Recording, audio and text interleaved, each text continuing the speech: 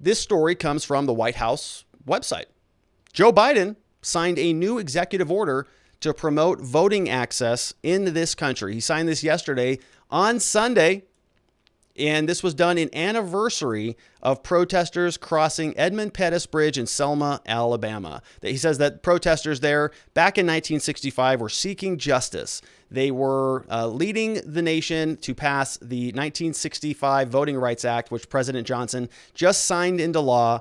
And yesterday was the 56th anniversary of Selma, which means that Joe Biden wanted to sign an executive order to promote voting access and allow all eligible Americans to participate in our democracy. This executive order will leverage the resources of the federal government to increase access to voter registration services and information about voting. And this is an interesting story because I thought that our elections were perfect. I mean, we ran the cleanest, most safest, most secure election that we've ever had in this country in 2020. So why do we need to change things around the corner? Last week, we talked about H.R. 1 for the People Act. Over the weekend, Joe Biden is now promoting this new executive order, also indicating that he is still going to be promoting H.R. 1, as we can see down here.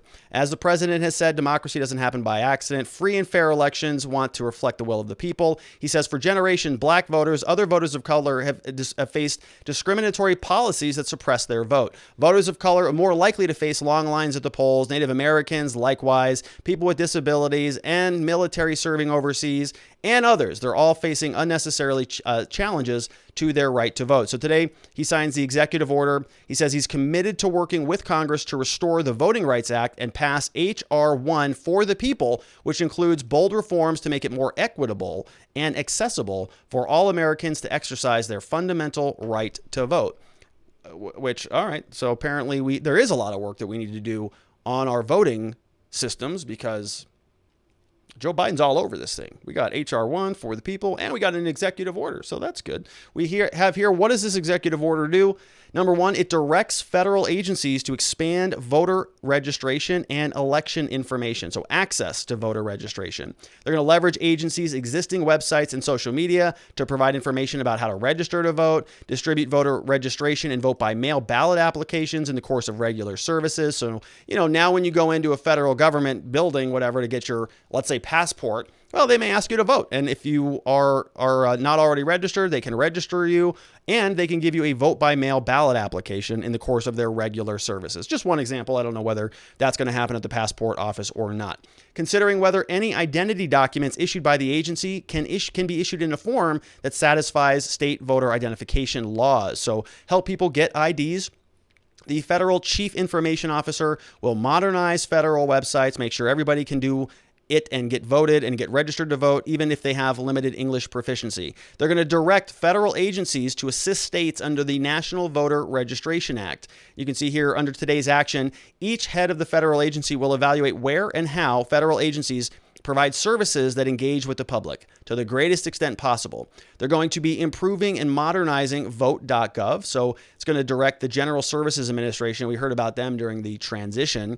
They're going to submit to the president a domestic policy to modernize and improve the interface of the website. They're also going to increase federal employees' access to voting. So they're going to say that the head of federal agencies will allow leave for federal employees to vote, and they're going to ask that the federal government serve as a model to other employers. So it sounds like they want to show that the federal government is letting people off to go vote. If you're a good company, you'll do the same too. So let your employees go and vote. They're also going to analyze barriers for people with disabilities. So go through and see what is causing people difficulties in their voting, whether it's access to voting registration, voter technology, voting by mail, polling locations, worker training, and so on. Increase voting access for active duty military and other overseas voters. So they're going to direct the Secretary of Defense. Didn't Joe Biden just forget his name today? Who that was, with 200 days to establish procedures to annually offer each member of the armed services some additional resources to vote. This is the one that I really wanted to focus on. Lastly, we have Native American voting rights within steering groups. So the Secretary of Veteran Affairs and their designees, best practices in consultation with tribal nations and so on. But this one's interesting because this one over here is about people who are still in prison, which is interesting because you don't get to vote if you're in prison. So they say that this new executive order will provide voting access and education to citizens in federal custody. Well, that's weird. If you get convicted and you're in federal custody, that presumes that you're in prison, which means you've probably been convicted of something fairly serious, which means if you're convicted of a felony, you lose your right to vote. So what are they talking about? If you're in a federal prison and you don't have the right to vote, then why are they spending money on voting access and providing education to people who can't vote? All right, let's take a look. It says here, the order will direct the Attorney General to establish procedures to provide educational materials related to voter registration and voting.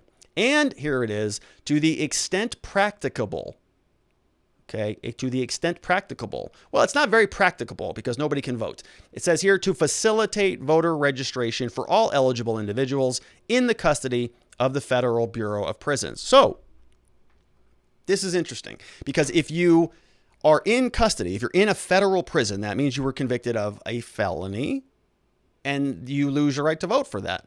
So now I'll be very curious to see if people who are still in federal prisons apply to restore their civil rights while they're in custody, because that's really the only way you can get to vote. You'd have to restore that right to vote. So are the courts going to be granting that? Now, traditionally, the way that this works is once you get out of custody, let's say you go to prison 5 years, serve your time, come back out, you restore your rights. So you can go vote again, go apply for, we actually help people with that very regularly. If you need some services on that, we can help. But that's after you're out of custody. You've already served your time. You've completed your probation. You've done your parole. You've paid your dues. You don't have any more restitution. So now you get to restore your rights. But what if you're in custody? Well, we'll see what they do. It directs the Attorney General to coordinate with probation and pretrial services to develop similar procedures for eligible individuals under its supervision. Executive order also tells the Attorney General to establish procedures to ensure that U.S. Marshals include language in jail contracts to provide eligible individuals with educational materials related to voter registration and facilitate voting by mail.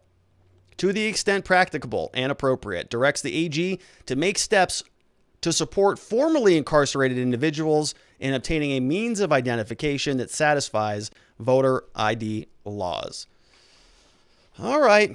Well, I am a criminal defense attorney. I do like it when people can restore their rights and be able to vote again because I think that's pretty critical. But this is interesting because they're still in custody and they haven't the right to vote and they want to help them vote by mail. All right. Well, it seems pretty interesting. We got some questions on this one, looks like. Hey, Rob, we got another one from Norovira. Says, do you know which time after death, how many minutes was testing done on concentrations of fentanyl and other drugs in Floyd's death? Any part of his medical record available to the public? In particular, is the interest of how long did he get CPR for? When was his death officially pronounced? So good question, Norovira. You can take a look at the other video that I did last week if you want to take a look at this particular question, because we actually showed you some of the autopsy documents. We showed you the toxicology report, and there was, I can't remember the time off the top of my head, but it was basically within 24 hours. He died on May 25th. I think the autopsy was done on May 26th. Could be wrong. Might be that same day, very quickly. Or at least the extraction of the blood vials, and there were urine vials that were also taken from his body. So all of that happened relatively quickly. CPR, I don't recall. I mean, I think he was pretty much dead at the scene, but I don't recall watching that. I'm sure all of that's going to get fleshed out in the trial, but it's a good question. We have John M16 says, I was reading the admittance clause. Can DC become a state despite not receiving confirmation from the Maryland state legislature? Well, it's a good question, John. I haven't really taken a deep dive into much of the DC becoming a state and what does that constitutionality look like. I haven't spent much time on that, but I will. I thought it required a constitutional amendment. I could be wrong about that. It can't require a constitutional amendment. I don't know. I don't know what the answer is to that question. I haven't spent much time on it. Maybe I should, though.